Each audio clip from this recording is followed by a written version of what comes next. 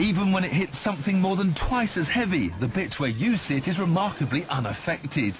There may not be a long, crumpled zone, but look how the Smart's windscreen remains intact. This is testimony to the rigidity of the passenger cell.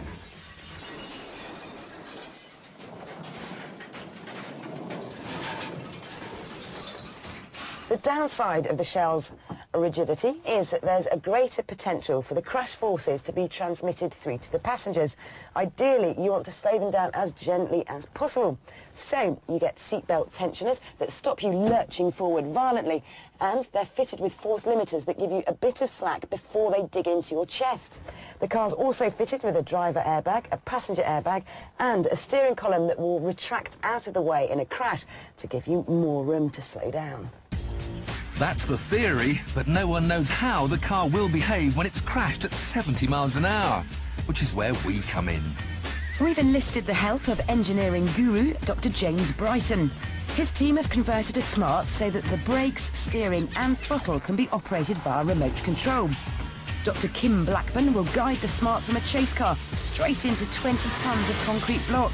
It'll be similar to losing control at 70 miles an hour and spearing off into the temporary barriers on a motorway. Surely now the Smart has met its match. Kim to James, 10 seconds. 10, 20, 30, 5, give me straight, thank you. 40, 5.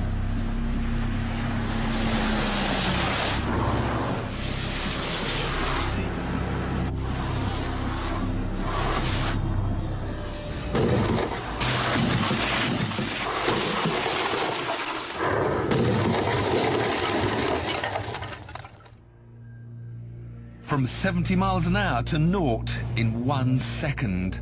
Energy that it moved 20 tonnes of concrete, leapt into the air and rebounded to the side of the road. We didn't know what we'd find when we reached the wreckage.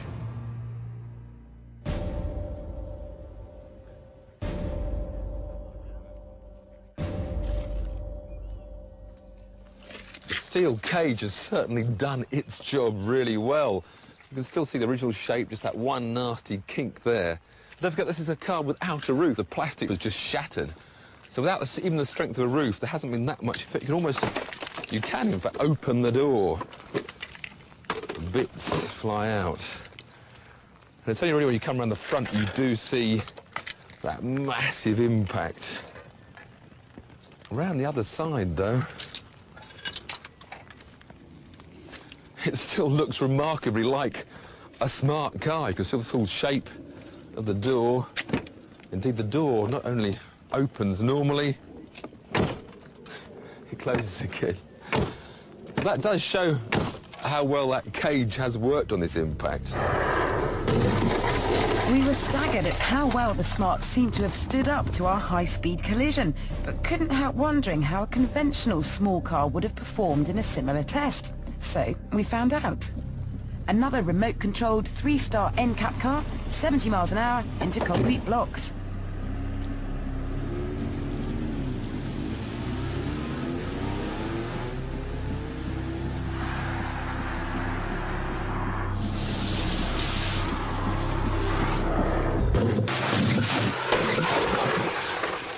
Without a super stiff structure like the Smart's, you can see how this car's bodywork ripples as the shockwave dissipates. But again, the body looks remarkably intact, given the huge energy involved. Closer inspection revealed that there had been some intrusion into the footwell, but in comparison, the Smart looked to have suffered even more. Perhaps most surprising was the obvious energy-absorbing qualities of the concrete. The Corsa's greater mass moved the blocks more than the Smart, but in both cases, the concrete didn't necessarily deliver the killer blow you might have thought.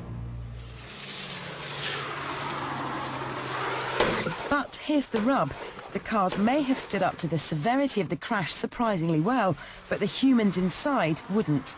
No matter what you drive, rapidly decelerating from higher speeds is something your internal organs simply cannot cope with. The chilling truth is, the people inside both cars would have been very unlikely to have survived. So, how much stick can a Smart take? A lot. But that can't be said for its passengers.